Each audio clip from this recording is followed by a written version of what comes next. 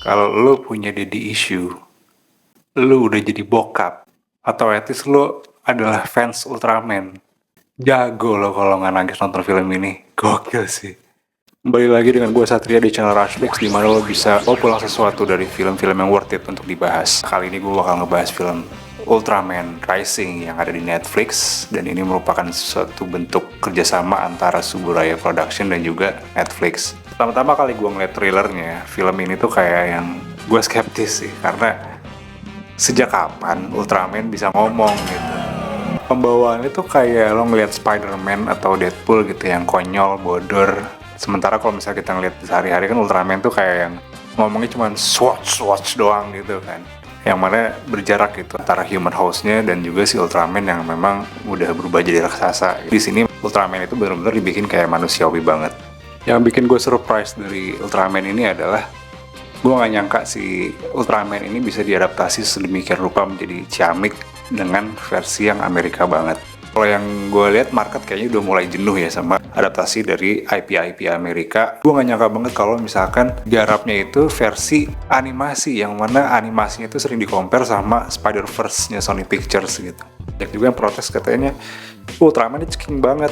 Nah, menurut gue sih Ultraman ceking itu ya namanya juga animasi stylized ya. Si art style-nya itu emang stylized, kayak misalnya Miles Morales juga palanya panjul begitu, kayak tuyul, badannya kurus banget. Sebenarnya karena itu emang art style-nya seperti itu kan.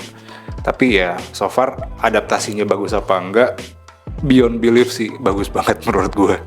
Film ini emang lebih kental di dramanya, drama keluarga yang temanya mungkin lebih fokus di fatherhood-nya gitu. Nggak cuma parenthood, tapi fatherhood.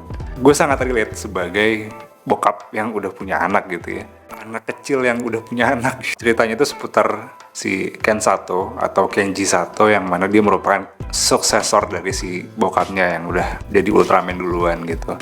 Dan di puncak karirnya, Ken Sato ini sebagai baseball player, yang mana dia lagi star syndrome-nya, dia lagi rockstar banget lah hidupnya. Tahu-tahu karirnya ini terkendala dengan kondisi dia sebagai Ultraman. Hubungan antara dia dan bokapnya itu nggak terlalu smooth ya, karena ada kaitannya dengan nasib nyokapnya. Hidupnya cukup berubah, karakter development itu mulai kerasa dari mulai Ultraman ini ngerawat seekor bayi kaiju, yang mana berakar dari ujangan dari bokapnya ini bilang bahwa sebagai Ultraman lo harus ngejaga keseimbangan. Mana si Ultraman ini cukup menjadi Ultraman yang eco-friendly lah. Di antara yang gue tonton Ultraman tuh banyak yang ya ada monster, sikat gitu kan. Tapi ini Ultraman yang cukup pro sama nature gitu. Kaiju ini diperlakukan sebagai bagian dari nature.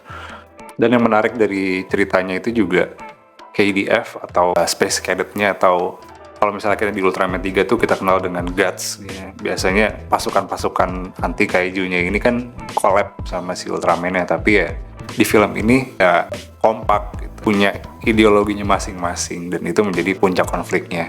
Dari segi drama keluarga yang ada di film ini menurut gue works banget, karena film ini tuh mengandung unsur cerita bonding antara anak dan juga bapaknya. Kalau misalnya gue asosiasiin mungkin bisa ke series Mandalorian Star Wars gitu. Si Fire-nya Vin Diesel, terus film samurai Lone Wolf and Cub Jimmy Sumi, dan juga film Dono Kasino Indro yang judulnya Jodoh Boleh Diatur. Itu ya ada urusannya dengan gimana seorang laki-laki harus ngurusin bayi gitu ketika dia di dalam satu kondisi tertentu yang sebenarnya agak kurang tepat gitu. Dan hubungan antara bokap dan anak ini gak cuman bokap anak dari umuran segue ke anak bayi, tapi juga bokap dengan orang tuanya. Mana sebenarnya kalau ditarik lebih zoom out lagi, ini berurusan dengan manhood gitu, atau adulting sebagai laki-laki. Ini relevan banget ya menurut gue pengangkatan temanya ini, karena Ultraman itu tuh dari tahun 66 men, udah 5 generasi kalau dihitung-hitung kan, dari baby boomer, Gen X, milenial, Gen Z, sampai kayak generasi anak gue tuh kan Gen Alpha sekarang juga udah mulai suka Ultraman gitu. Star Wars melewat, Star Wars aja dari tahun 77 kan, ini tuh dari tahun 66 men. Ultraman pertama tuh dari tahun 66. Gue contoh gue aja deh gitu ya, ibaratnya gue suka Ultraman, gue dulu dibesarkan di Ultraman SCTV gitu, Ultraman 80s, terus kemudian di SD gue suka Ultraman 3, disiar pagi-pagi, sampai gede pun gue nonton film ini, anak gue juga nikmatin. Kalau di Jepang mungkin kakeknya juga nikmatin Ultraman. Ketika unsur fatherhood ini diangkat, relevan banget menurut gue. Tulisannya gue sih nggak terlalu masalah ya, paling kalau dari segi pacing gue agak dragging di tengah-tengah, tapi itu tertutup sama sekali dengan meaning yang ada di dalam ceritanya. Sebenarnya kayak dari selfishness ke selflessness ini kan sebenarnya udah banyak ditemuin, tapi penyampaian itu cukup menarik. Visual yang sangat amat gue suka itu adalah shot-shotnya yang menurut gue jauh lebih baik daripada Godzilla X Kong yang gue gak suka banget ya.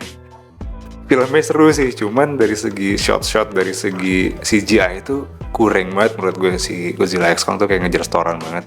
Tapi di sini tuh kaiju shot itu menurut gue lebih works. Dari segi visual, gue sama Spider-Verse ya, tapi Spider-Verse minus glitchy effect yang ada di situ, dan di sini mungkin variasinya lebih kayak animasi 3D yang terkesan 2D gitu, cel shade atau apa ya istilahnya, dipaduin sama 2D animation kayaknya di bagian particle effects-nya gitu, kayak ketika ada ledakan, ketika ada si laser beam-nya Ultraman itu yang finisher-nya itu pakai 2D.